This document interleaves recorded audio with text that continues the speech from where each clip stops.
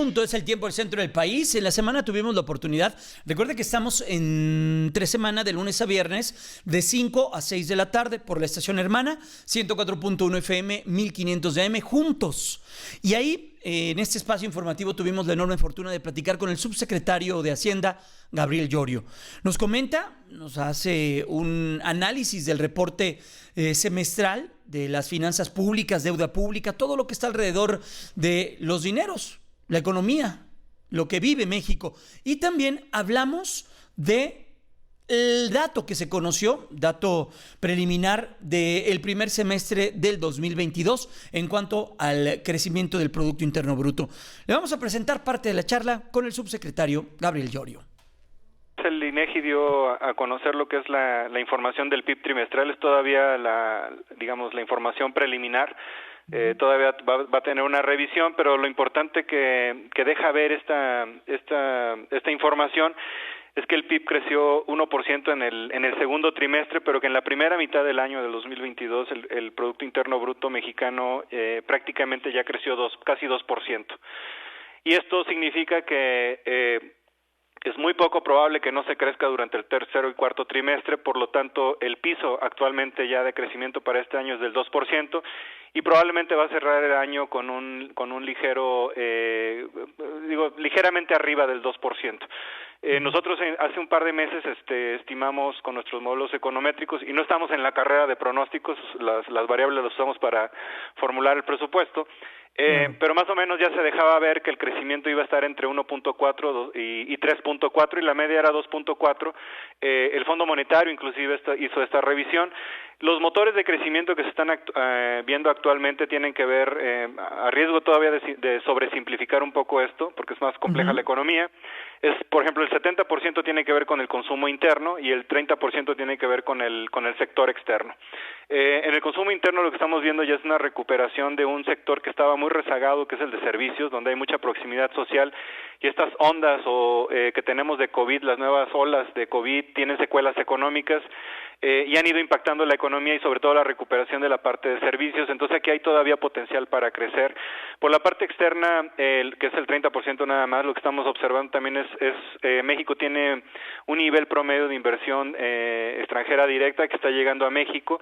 Se está observando cada vez más una tendencia de la relocalización de empresas en el bloque comercial de Norteamérica, y ahí México está siendo uno de los beneficiarios. También el flujo de remesas se ha mantenido, y eso de alguna manera también blinda el consumo de las familias que reciben estas remesas.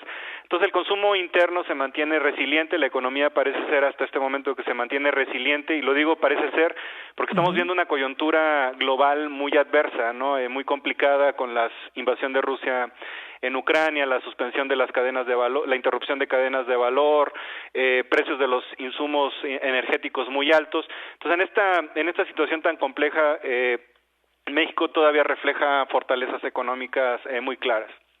También hay que entender lo que ha sucedido internamente y que me parece unos datos muy sorprendentes, lo que sucede en torno a la recaudación.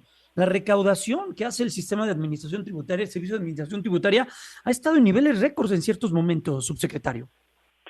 Sí, totalmente. Y de hecho, cuando pensamos usualmente en la actividad económica tiene un impacto directo en ciertos tipos de conceptos de ingresos y en cierto tipo de recaudación, sobre todo en el IVA, que tiene que ver con el consumo. En el reporte que presentamos el viernes, el IVA se incrementó arriba del 2%.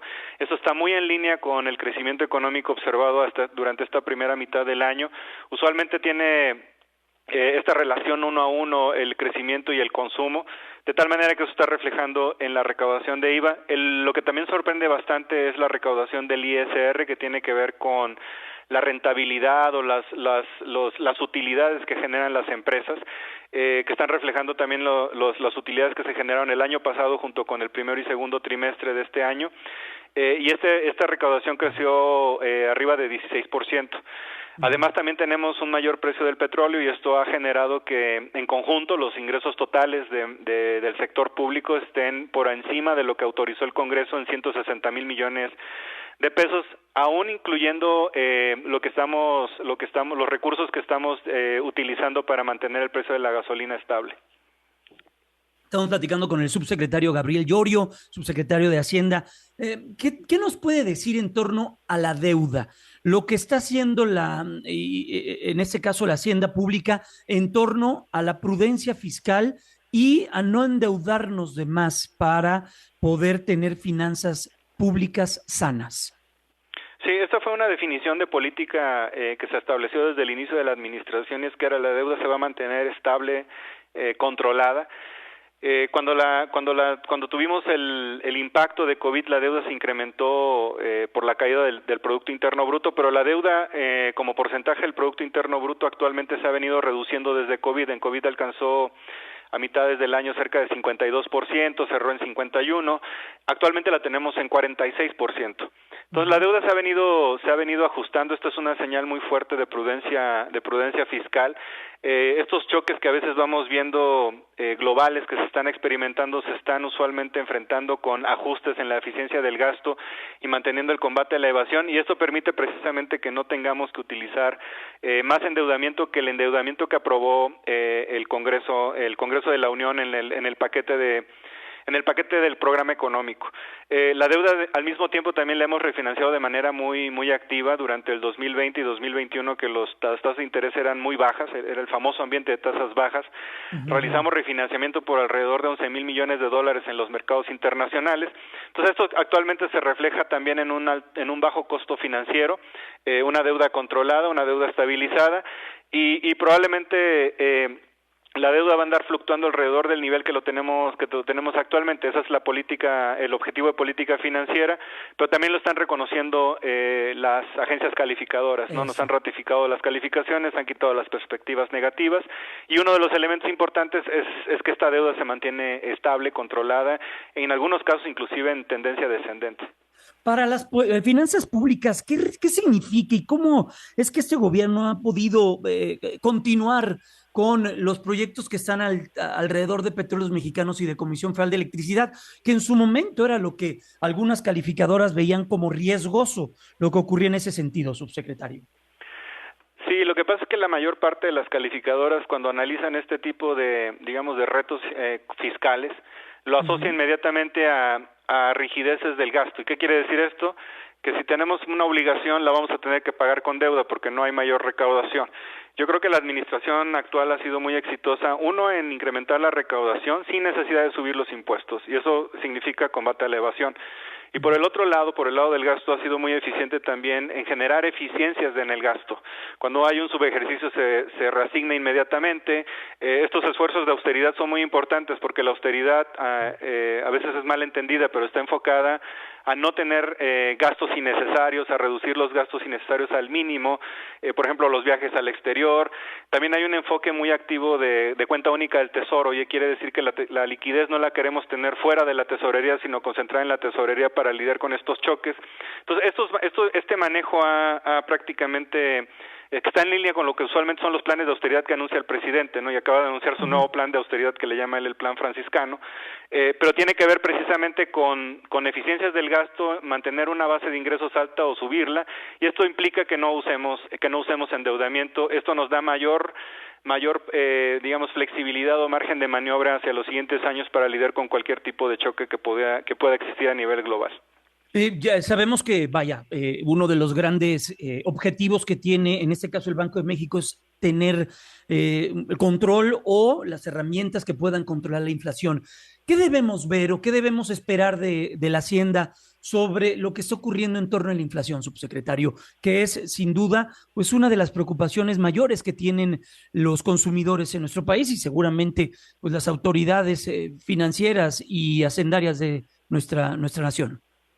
No, sin duda la inflación actualmente es uno de los grandes retos, y en la Secretaría de Hacienda somos bastante empáticos con el impacto que la inflación genera, no solamente en la economía, sino todas las personas lo estamos sintiendo ya cuando vamos de compras a hacer cualquier compra en alguna tienda, ¿no? Ya estamos viendo que los precios han subido significativamente. Yo agradezco tu pregunta porque me permite ponerla en contexto. Los bancos centrales son los que tienen los mandatos únicos de combatir la inflación, y la forma en la que lo combaten es subiendo la tasa de interés. Cuando sube la tasa de interés un banco central contrae la economía o reduce la demanda, o reduce la actividad económica, y eso genera que haya menor demanda sobre sobre los productos, y eso en teoría va reduciendo la inflación. Sin embargo, lo que estamos viendo actualmente son choques de oferta, no necesariamente de demanda. Son choques de oferta que se traslapan, interrupciones de cadenas de valor, precios de los insumos, por ejemplo, de la zona de Ucrania no se podían sacar los granos por la guerra y eso generó una escasez de granos a nivel mundial. Entonces, ahí usualmente la política monetaria tiene un poco más de limitantes para tener un efecto sobre la inflación, y por eso el gobierno de México, y no nada más México, muchos otros países han tomado algunas medidas del lado fiscal que no tienen nada que ver con la inflación, pero que en este momento hacen sentido. Es una situación muy especial que en la cual tenemos que coordinarnos con el Banco Central. Entonces el PASIC, el subsidio a la gasolina se ha mantenido estable en 21 o 22 pesos por litro, dependiendo del tipo de combustible. Se evitó que llegara a 35. De haber llegado a 35, la inflación actualmente hubiera llegado a una senda de 11%. Y en ese sentido el Banco Central habría tenido que ajustar de manera más agresiva, quiere decir subir las tasas de interés mucho más, ¿no?, que lo que hemos visto. Entonces eso son, creo que, el nivel de coordinación que se tiene que tener con el Banco Central, quienes tienen este mandato. También el PASIC tiene un objetivo muy claro de tratar de mantener los precios estables cuando menos de 24 productos de la canasta básica, en productos genéricos, en los cuales las empresas tienen la flexibilidad de escoger el producto. Claro. Y eso se ha reflejado, ¿no? Bueno, es parte de la charla que tuvimos con el subsecretario Gabriel Llorio. Hoy también se dio a conocer que luego de 5 meses de exentar el pago del IEPS, se regresa en la gasolina premium a partir de este fin de semana. Vamos a la pausa. La pausa es breve, regresamos.